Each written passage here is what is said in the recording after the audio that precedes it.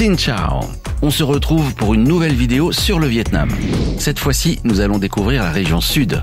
Je vais tout d'abord vous montrer Saigon, qui a d'ailleurs été rebaptisé Ho Chi Minh Ville depuis 1976, mais que tout le monde ici appelle encore Saigon. Nous ferons un tour à la poste avec son style colonial français, mais aussi dans des temples très particuliers, colorés à souhait, ou nichés au milieu de la jungle urbaine. Je vous emmènerai au marché des grossistes où l'on s'amusera du comportement des marchands et dans une rue un peu dingue où la musique hurle de tous les côtés dès la tombée de la nuit. Puis nous découvrirons le delta du Mekong avec ses marchés flottants, ses fabriques artisanales et ses promenades en bateau. Prêt pour un nouveau dépaysement en Asie du Sud-Est? Alors installez-vous confortablement et suivez le guide. Bienvenue à Saigon.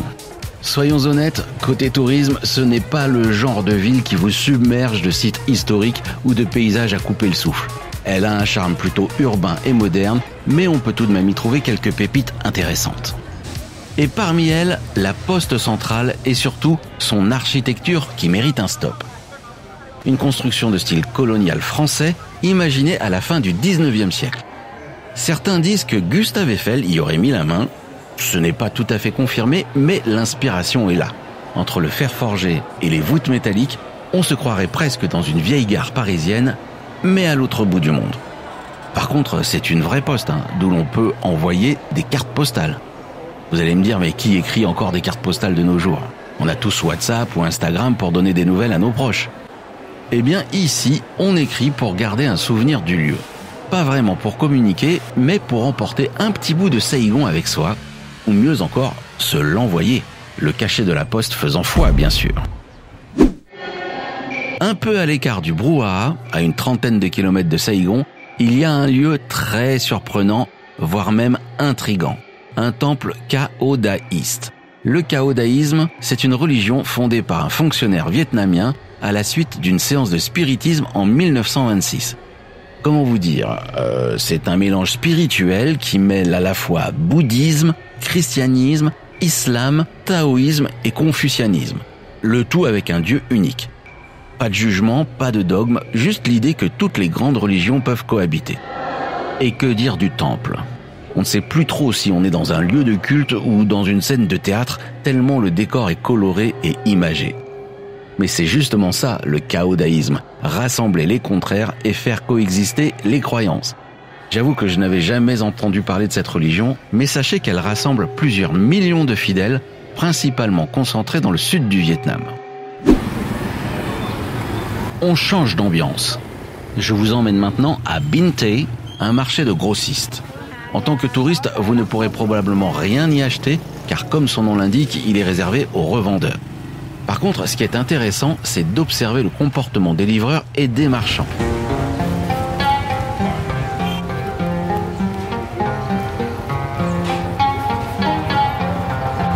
Dès qu'on approche, ça bourdonne de scooters chargés de cartons et de sacs empilés.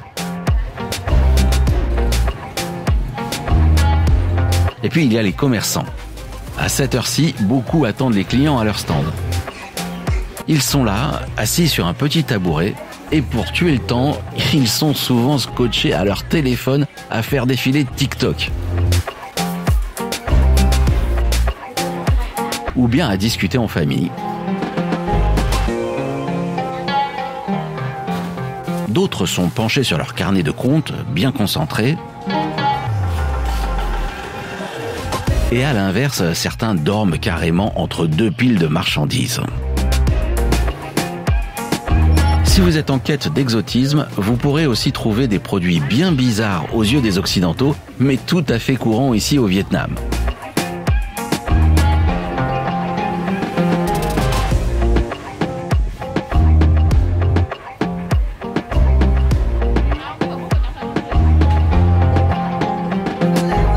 Ce marché, c'est une ambiance pleine de petites scènes amusantes, inattendues, humaines et qui méritent le détour. Comme je vous le disais, Saigon est une ville moderne et développée. Du coup, même si le bouddhisme est une religion très pratiquée, il faut parfois chercher longtemps pour trouver des temples. Ils ne s'étalent pas toujours en pleine lumière et sont même souvent coincés entre deux immeubles, au milieu du bruit, du béton et des câbles électriques. Pourtant, si dehors les scooters klaxonnent, à l'intérieur, le temps semble suspendu. Là, à quelques mètres du chahut de la ville et mêlés au flot des touristes de passage, des fidèles prient en silence. Ils allument des bâtonnets d'encens, parmi des bouddhas dorés, des lanternes rouges, des fleurs fraîchement déposées.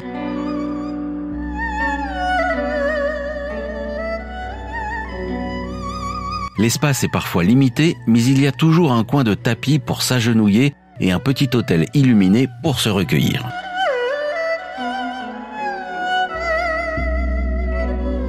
On pourrait croire que la ville a avalé ces temples.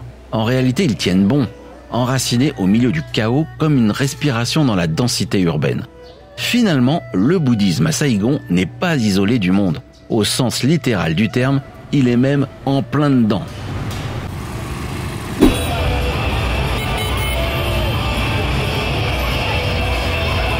Avant de quitter Saïgon pour rejoindre le delta du Mékong, il faut absolument que je vous montre la rue la plus folle de la ville, Bui Vien. Ici, la nuit ne tombe pas, elle explose. À peine le soleil couché, la rue s'illumine de néons, les enceintes hurlent de tous les côtés et la foule envahit l'espace.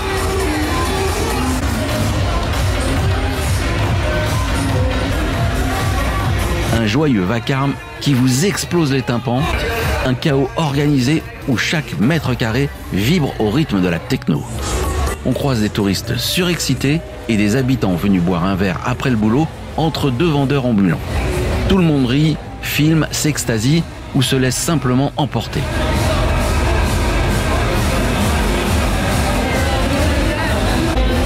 Un véritable concentré d'énergie. Les bars sont ouverts sur la rue, les danseuses montent sur les comptoirs, les cocktails s'enchaînent et les décibels sont à leur maximum.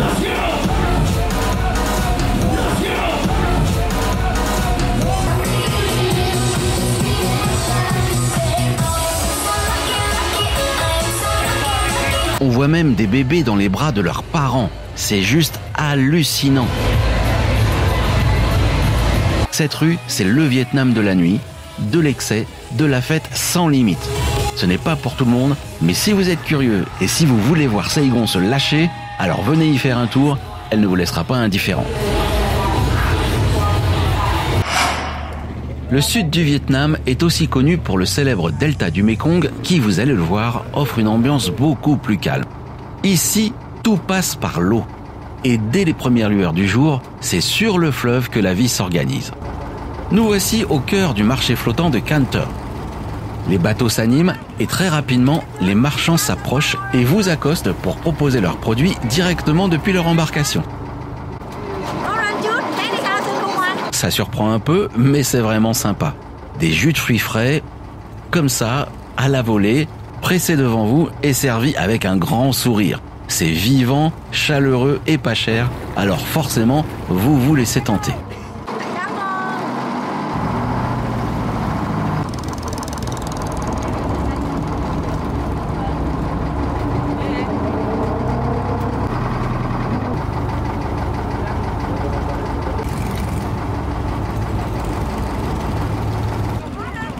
Et le business se gère en famille. Du plus jeune au plus âgé, tout le monde est mobilisé.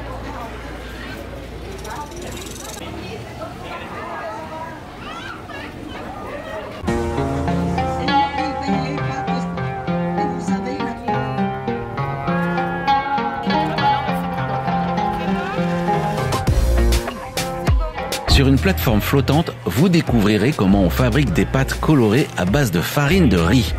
Tout est fait de façon artisanale et les touristes sont même conviés à donner un petit coup de main.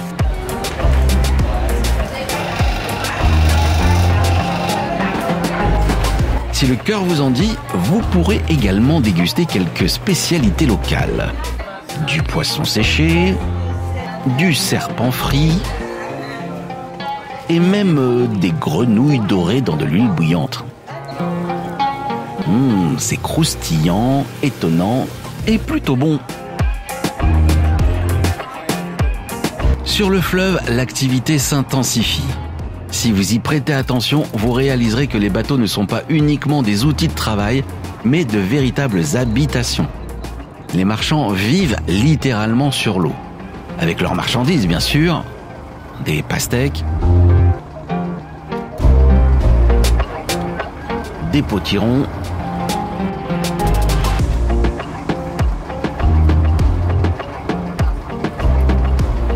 des noix de coco,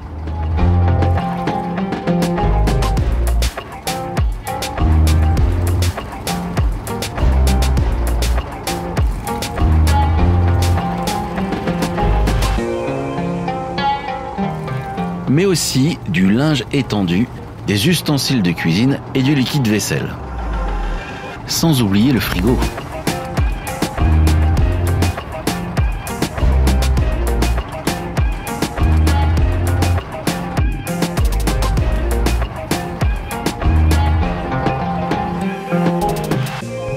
On se retrouve maintenant dans la région de Bentray et de Mitau, toujours sur l'eau, mais dans une ambiance encore différente.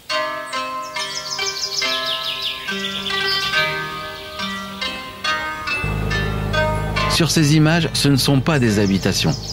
Ce sont des plateformes de pisciculture. Et tous les sacs que vous voyez contiennent de la nourriture destinée à l'élevage des poissons. C'est une autre facette de la vie dans le delta du Mékong.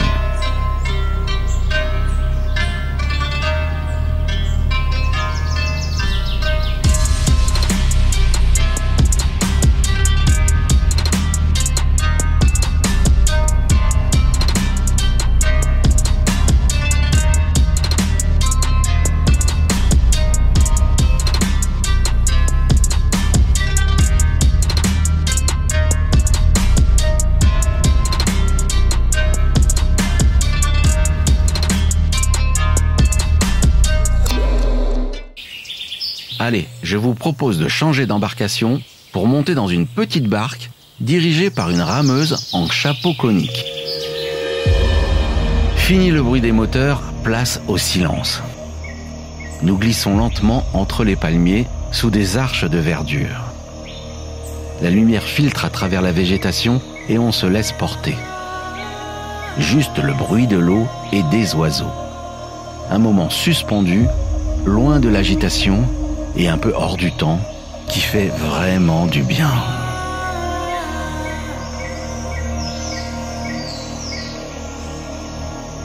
Mais c'est déjà l'heure de déjeuner.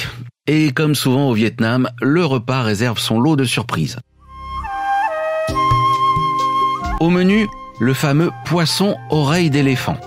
Croustillant à souhait, servi entier et surtout préparé devant vous et à consommer sous forme de rouleau de printemps à la vietnamienne.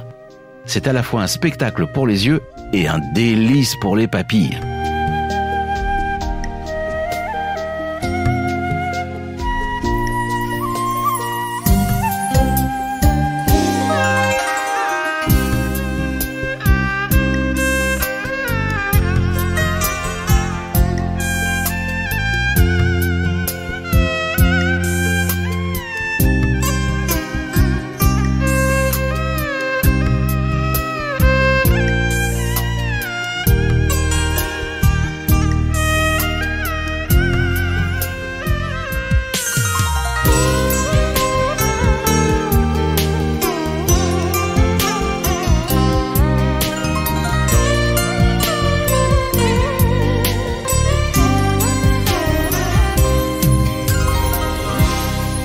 Et si on se faisait une petite balade digestive en tuk-tuk à travers les vergers?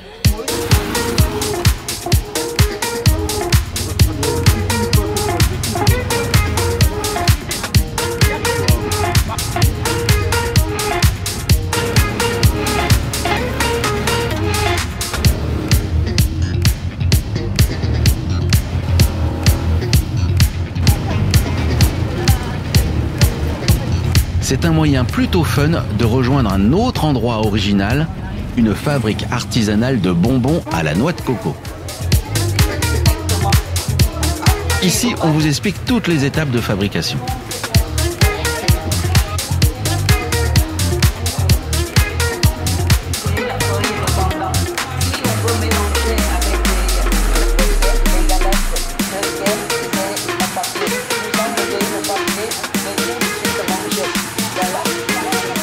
qui est fascinant, c'est la vitesse avec laquelle les employés enveloppent chaque bonbon, tout en regardant leur téléphone.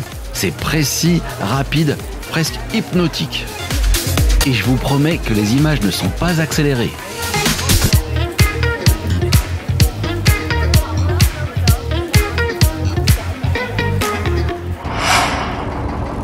Pour terminer cette vidéo, je vous emmène au marché terrestre, cette fois-ci de Can Tho, à 2 pas de l'embarcadère.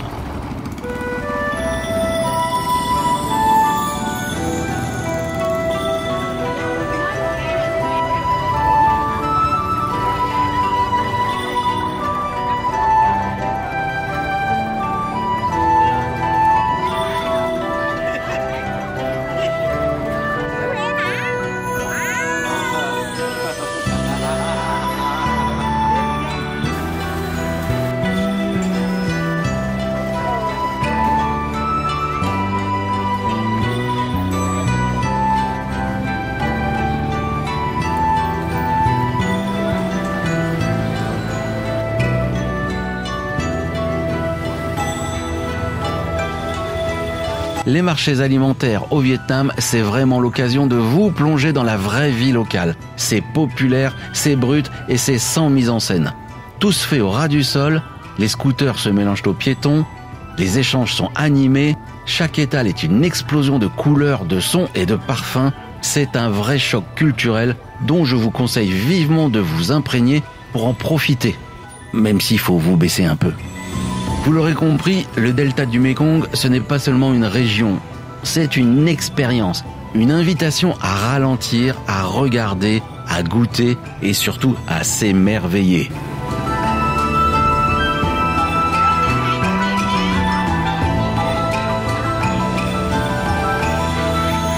Si cette vidéo vous a plu, n'hésitez pas à la liker et à m'indiquer ce que vous en avez pensé en commentaire. Si le Vietnam est une destination que vous envisagez pour un prochain voyage, je vous invite également à regarder mes autres vidéos sur le nord et le centre du pays pour en découvrir davantage. Enfin, n'oubliez pas de vous abonner en activant la cloche de notification pour être averti de la sortie de mes prochaines vidéos autour du monde. À bientôt!